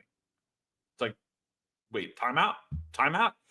We expect you to manage thousands of people, but you can't manage your direct subordinates? They're too close. That's what you want me to believe? That's what I should believe? Because I don't. Sorry, Tish. We're not buying it. We're not buying it. They knew exactly what was going on in that office. And now this kid had it's rumored that this kid had a relationship with that other guy, followed him to Jersey, saw him with a female, and shot him up, left him a paraplegic, went back to work like nothing happened. Went to work the next day like nothing happened. That's why I was laughing. I was laughing. I was thinking the same thing. Like, you're responsible for 35,000 police officers. You know, we're talking about management right now. You're the chief of the department. You're in charge of 35 police officers, but you have no idea what's going on right in your office. Is that too close? What, you're nearsighted? Is that the problem? Too busy to see what's going on here. I got to manage everybody else. Well, it's kind of tough to see what's going on when you're in your back office, but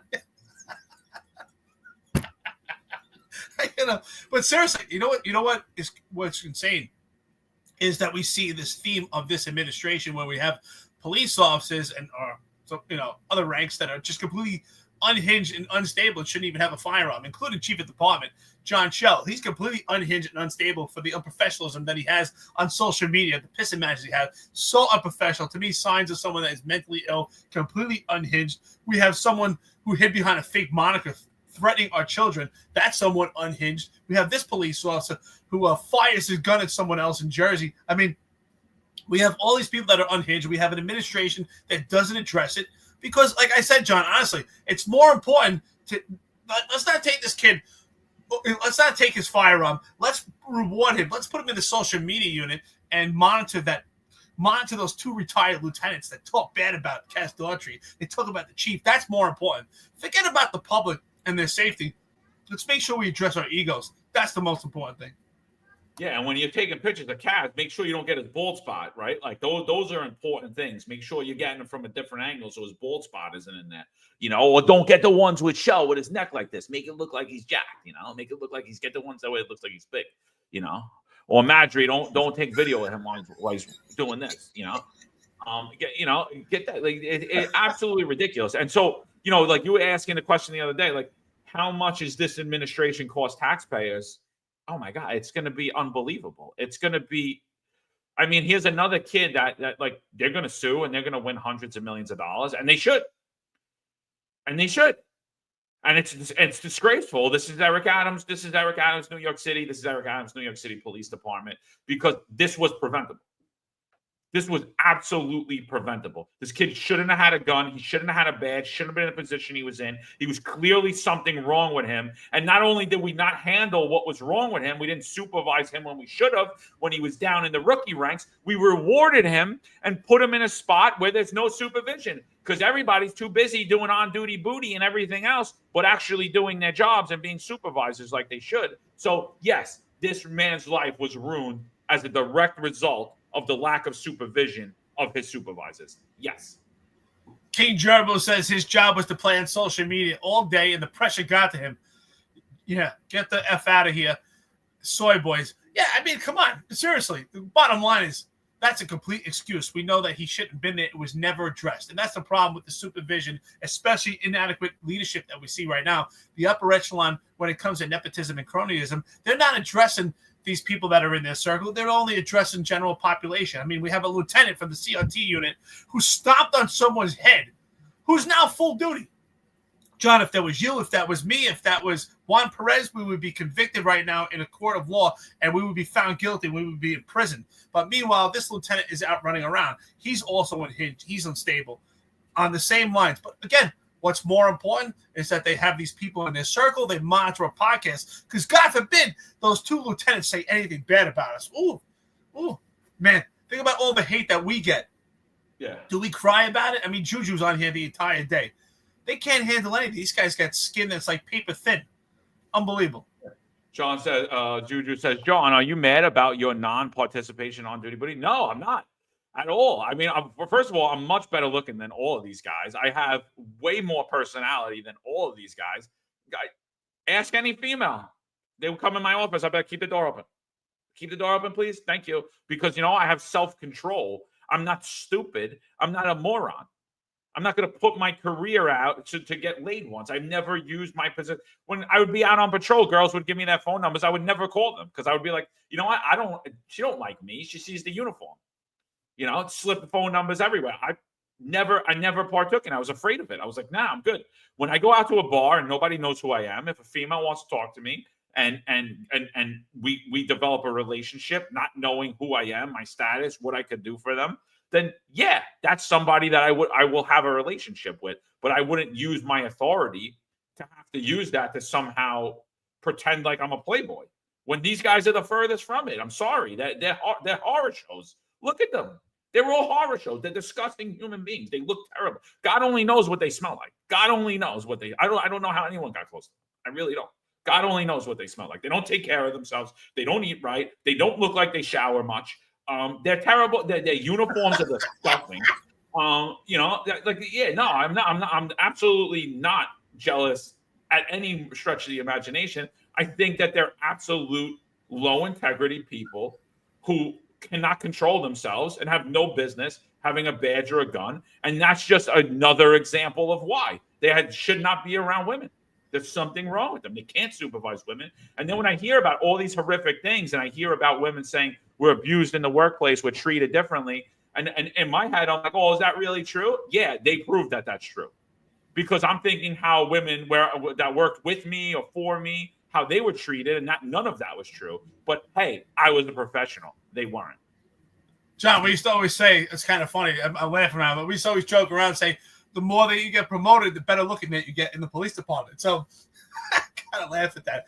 But listen, this is a stupid comment here. They want to throw stones while they live in a glass house. Forget about just this whole sex scandal on duty booty. What about all the other stuff going on with your department, Juju? I mean, that's just a spoke on a wheel.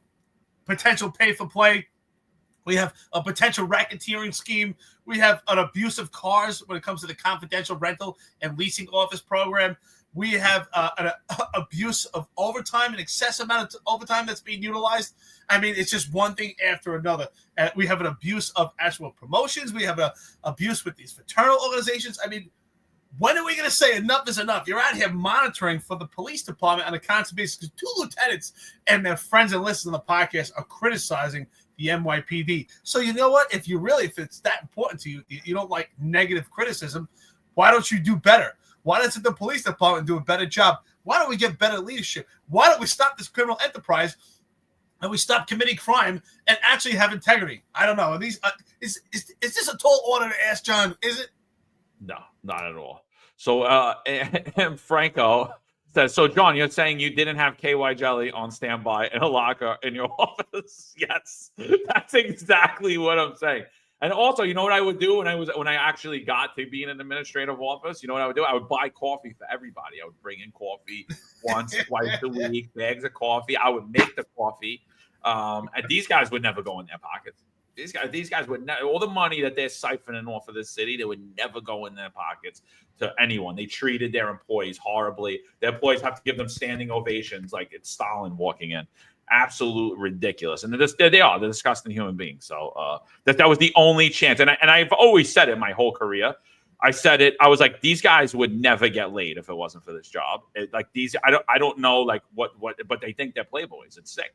It's sick. They would never get laid. And I'm not just talking about them. There's a lot of people in the NYPD that applied to because I didn't know them early on in my career. But I always said that. Like, thank goodness for the NYPD. because you'd be in you'd be in some whatever. You'd probably be getting locked up for kiddie porn or some shit like that. So are you saying Jeffrey Mandry, when he waddles at 300 pounds, is not a sexy man? I don't know. I think your eyes are playing tricks on you. By the way, shout out to Scooch Dave Sevilla. He actually did a little clip on evaluating the attractiveness of Jeffrey Mandry in comparison to Tariq Shepard and Kaz Daughtry. It was actually hilarious. If you have an opportunity, I don't know if Scooch is here right now, put out a little clip, talk about the sexual attractiveness that which one women would actually go for. It was actually a great clip. It's actually pretty funny. Crazy 10-7.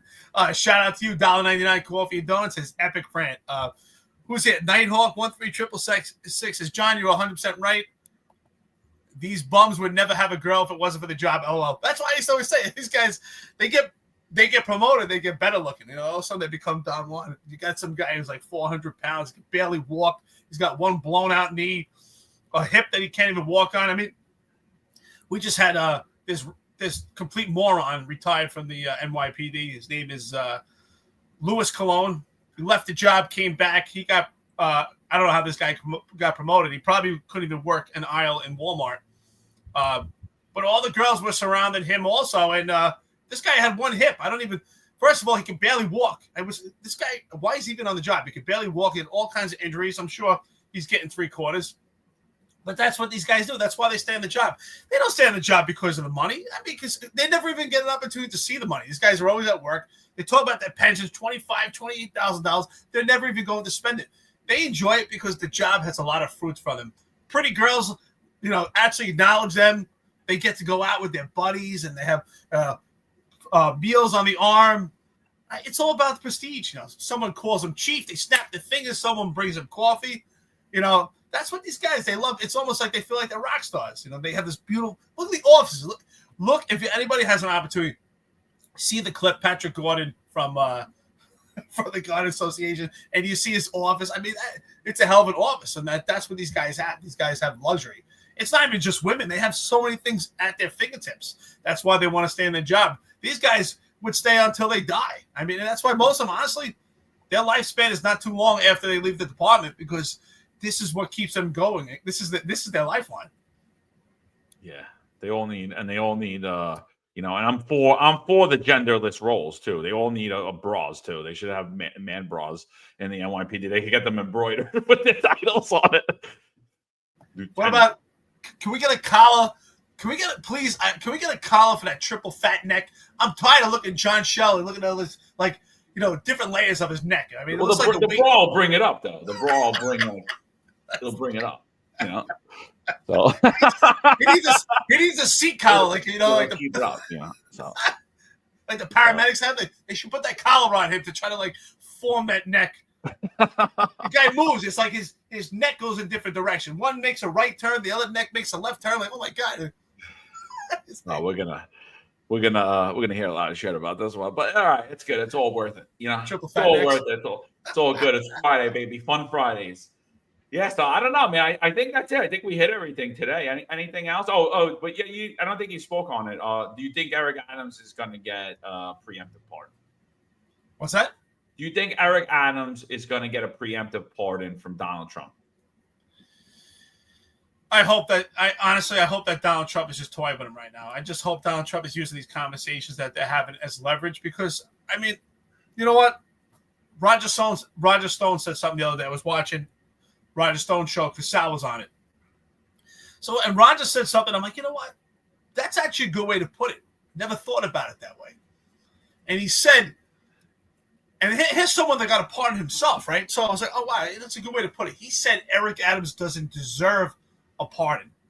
So I said, that's a good way to put it. You should deserve a pardon to actually get a pardon. Like, what did Eric Adams do? Did he become some type of humanitarian? Like, what did he do that should be deserving of a pardon? That his actions were so good that they overshadowed some mistake, right? Because that's how I kind of look at a pardon. Or maybe you were the target of political prosecution or persecution, which I don't see in Adams' case. What did you do to deserve that pardon? And I also look at it like this. I say to myself, John, and you and I talked about it on the X Space last night. If I was Eric Adams, and you talked about it also, like, wouldn't you want to go to the courtroom? You're saying that I committed this crime. I want to take this to trial and show you that I'm not guilty instead of getting this pre-pardon. I think we kind of discussed that on the X Space. By the way, shout out to Amazing Ant. She was on the X Space last night. Great comments. We appreciate it. She writes great town hall last night. Thank you so much. Yes, some great comments. Stephen S. was there. A lot of good people, a lot of good information. So, John, don't you agree? Wouldn't you want to go to trial? I think ultimately, unfortunately, it's starting to look like Trump is going to give it to him because I don't think Eric Adams would spend all this effort if he thought he wasn't going to get it. Well, I think Eric Adams is a weasel, so he probably would spend all his waking moments. So, so I don't, even if it looked really bad, I don't see Eric Adams giving up. He's just one of those guys. And like in true non-leadership form, he's only looking for a pardon for himself, right? Not for anyone that went down with him. So he's not, he wanted to be the mob boss until it was time to take the hit, And so now, he wants to cry. Like, my thing is this, like, I personally, I can't stand the preemptive pardons. I don't care even if you were wrongfully accused. I don't necessarily, I support the ability to be pardoned, but not preemptively. Like what happened with Hunter Biden, I think is completely wrong. And I think it's a complete overstretch of authority. I don't think anybody should have that authority, not the president of the United States, not anybody. The American people should have right to see discovery and see what comes out in court. Now, after Adams' conviction, prior to his sentencing, or if he is convicted, then when the merits of the case are reviewed and Donald Trump feels like, you know what, this was persecution. They really didn't have anything here. I'm going to pardon him. I'll support that pardon. Because I believe everyone should have due process, even though Eric Adams did not give myself due process, even though he did not give Marlon Bethel due process. I still support Eric Adams' due process, but give Eric Adams a chance to have that due process. Like, I don't support a preemptive pardon whatsoever. Like I said, if he does it, I'm going to tell you right now, then I think Trump's a moron. I don't regret my vote for him, but I'm not going to lie, and I'm going to push immediately back at it. It's horrible because I agree with Roger. He absolutely does not deserve a pardon. He destroyed New York City. Look at New York City under Bill de Blasio. Look at New York City under Eric Adams. Look at the NYPD under Bill de Blasio. Look at the NYPD under Eric Adams. Look at schools under Bill de Blasio. Look at schools under Eric Adams. And we could do this for every agency. And one thing's going to hold true, and it's clear as day. Bill de Blasio was a much better mayor than Eric Adams ever was. And he was a less corrupt mayor than Eric Adams ever was. So to give him a preemptive pardon would be literally a slap in the face to everyone. And then again, a bigger slap in the face to all of us that fought this mandate that supposedly, everybody's against, all of the Republicans against, supposedly, even though they all have little cards in their wallets and they're like, here, I'm going out to eat. The bigger slap in the face is Sal Greco got terminated for being friends with Roger Stone. Did the NYPD in New York City fire Sal Greco ultimately for being friends with Roger Stone? No. They fired him because he was associated with Donald Trump. They associated Roger Stone with Donald Trump, and in the media, it was let's crush Donald Trump. That's why Sal got fired, because ultimately he was aligned with Donald Trump. He was a Trump supporter. So that would be an ultimate slap in the face to people that lost their careers over supporting you. And you're giving people that were firing people a preemptive pardon? No. Let the American justice system play out. Let that process play out. If you review the merits of the case, and then the American people could look at it, and you're saying, well, based upon this is not accurate, and this is an overstretch of the law, like what they did to you, then I'll support it. But I don't believe that that's what happened at all. I just hope that Trump is playing chess and not playing checkers right now. We don't know. I mean, he could be just toying with him, use it as leverage. Maybe this is an opportunity for him to just kind of embarrass Eric Adams at this point, who's pretty much on bended knee begging for this pardon. So ultimately, I guess we're going to have to see. I mean, I just look at it right now. Initially, I thought, well, Trump is probably just playing with him and toying with him, right? Because Trump's a smart man. He knows the art of the deal, right? He wrote that book himself. So could this be a negotiation to get leverage? Will he actually come through with a pardon? I don't know, but would Eric Adams go this much out of his way if he thought there wasn't a chance? I mean, you do bring up a good point. He's a weasel. He might do it because he has got nothing else to do other than that and party, not take care of a city. So I tell you what, David Dinkins is looking like a shiny quarter right now. I'm sure David Dinkins is thinking, whew. You know, one time he was pretty much the worst mayor New York City's ever had. And I said, man, thank God for de Blasio. And then, you know, what de Blasio saying is, thank God for Eric Adams. So it's just getting worse and worse. I said it before Eric Adams actually even got to office. I said he's going to be de Blasio 2.0. And this is far worse than I ever thought my expectations would have. I think it's insane.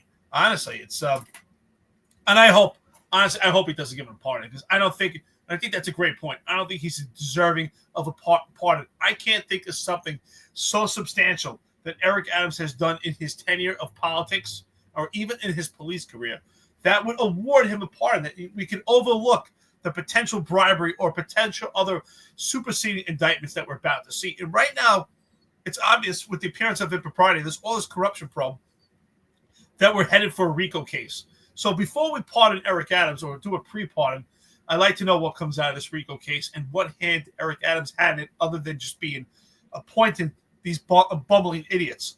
What hand and what direction did Eric Adams have in this potential RICO case? Yeah. Last thing, Susan Zwang. She's got there's two people, if you look at conflict of interest boards that are running legal fundraising campaigns. One of them is Eric Adams for his corruption charges, his 5-count federal indictment, where we're expecting a subsequent indictment from.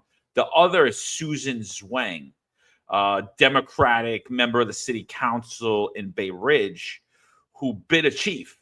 She raised, I believe, I don't want to give the exact number, but I believe it was about $60-something thousand she raised. She bit a chief like a savage, bit his arm, took a chunk of his arm, left teeth marks in him, and people are giving her money to fund her legal defense. What's her legal defense? If you bit the dude, your teeth are in them. You know? And so I just wanted to point that out. I think that's something that's also ridiculous in New York City. And people supporting her, and people are like, oh, she's a moderate. I think she's even a member of the Common Sense Caucus, if I'm not mistaken. Meanwhile, she took a chunk out of the chief's arm. I'm not a fan. You know, these guys get a lot of hands-on. They get at peaceful protests where they're not with these anarchists and these paid agitators. When they're more violent, there's more potential for violence. There's a lot of danger there when they're dealing with people in Staten Island or the Asian community. You know, these chiefs grow. You know, they get beer muscles. They're like, yeah. So, you know, she took a chunk out of his arm, but like, you know, I still don't support it. Like, there's no reason you should ever bite a cop. You should ever fight with the police. I get it. Sometimes they become idiots and they're more likely to arrest you than they are anarchists. I get it. You just got to know who you're dealing with and take it. Like, I would never donate to her campaign. Like, I would never donate to her legal defense fund. It's disgusting. It's absolutely disgusting. Like, what'd you do? What am I donating to? Go to the court. Tell the truth. You're on video. Shout out to Rob Luca. This is the comment of the day. Here's her defense. He placed his arm in her mouth. That's hilarious. Rob Lucas, shout out to you. That's hysterical. That's going to be her defense. Do you know what she's thinking right now? Thank God I didn't have PBA dental. She wouldn't even be able to bite down. So she's probably going to need a new bridge in her mouth after biting down on this chief. But yeah, that is hysterical. Rob Lucas, shout out to you. That is the comment of the day. Absolutely. Yeah. We got anything else to cover? We're almost 2 hours. No, I think that's it, man. I think we hit everything. I don't think there's anything else. I was expecting more news yesterday. I'm not going to lie. So I guess we're going to wait till after the inauguration to see what comes down. What's his face? Damian Williams, former Southern District prosecutor, the one that was prosecuting Eric Adams' case. He wrote a scathing article about New York. It's definitely a good read. You guys should check that out. And that's it. Yeah, somebody asked if we're going to do the town hall again. Like we said, we're going to do it once a month. We're going to do it on a Thursday. The dates will vary. We'll try the third Thursday, but we'll see, depending on what happens. We'll do that. It'll be about 2 hours. So if you guys want to join, And that's really all I got. I got nothing else. Like I said, 12:05 the Sal Greco show is now officially part of the Finest Unfiltered family. Sal still have his own channel. He'll be putting clips there as well. But he'll be doing some lives as well. But at 12:05 today, first show on the Finest Unfiltered from the Sal Greco show. So we're excited about that, and we're going to be bringing in some other stuff, and there's going to be some other content coming out. So I'm good. I hope everybody has a great weekend. Happy Friday. We'll be back Monday 8:05. Reed said, "Where's the article?" Just Google Damian Williams, New York. It'll come right up. It'll come right up. It's I don't have it with me right this second, but it's a pretty good article, and it appears that he may be making a political run as well if you read it. So I just want to say, shout out to our friends and listeners. Of course, thank you so much for being here. Monday, I'll actually be at the inauguration. I'll be outside freezing my ass off. I'll be flying into DC. I'll be watching the inauguration. I'm actually going to one of the three major balls that happens in DC. Trump and Vance will make an appearance there. I'm going to a ball with the American Legion. It's honors veterans. It's there for every inauguration. It's been a long history of veterans, part of American Legion, of American Legion at the inauguration. So I'm also going to go to the parade. So it's going to be a cold day. I've been out enjoying California, and I'll be out freezing my ass off there right now. So Juju, if you want to find me, I'll be in DC. I'd love to meet up with you. You can have a great cup of coffee, have a great conversation. If you want, you can bring your whole team. So with that being said, it's Friday. Thank you, everyone, for being here. Check out Sal Greco. We're going to build this channel, building together with our friends and listeners. We appreciate it. Tabitha Foster, shout out to you. Listen, sometimes we agree, sometimes we disagree, but it's important that we have these open conversations. Opposition meets opportunity, and minds alike are the pathway forward. Thank you, everyone. Enjoy your weekend. We'll be down Monday and Tuesday, and we'll be back Wednesday the 22nd. Take care, everybody. Thank you. There's a handful of retired officers that don't live in the state that have a lot to say about the dream team, as I like to call it. All of a sudden, they retire and have a master plan on how to fight crime, but nothing to contribute when they were here. They want to come back and be part of the dream team. What can I say? Law enforcement professionals dedicate their lives to serving and protecting our community. But who's protecting their financial futures? That's where Laidlaw Blue comes in. Our wealth management platform is specifically designed for the law enforcement community. Laidlaw Blue is a division within Laidlaw Wealth Management, run by retired New York City detective John McDermott. His status as a retired detective uniquely positions him to establish a deep connection between Laidlaw Blue and the law enforcement community. Our platform is easy to use and provides a range of financial services, including investment management, retirement planning, and insurance solutions. With Laidlaw Blue, you can secure your financial future and provide for your loved ones. Our team of experienced financial advisors understands the unique challenges and opportunities that law enforcement professionals face. We're here to help you navigate the complexities of financial planning and achieve your goals. Laidlaw Blue. Secure your financial future today. Book a meeting using the QR code displayed or call us directly on 888-901-BLUE. That's 888-901-BLUE.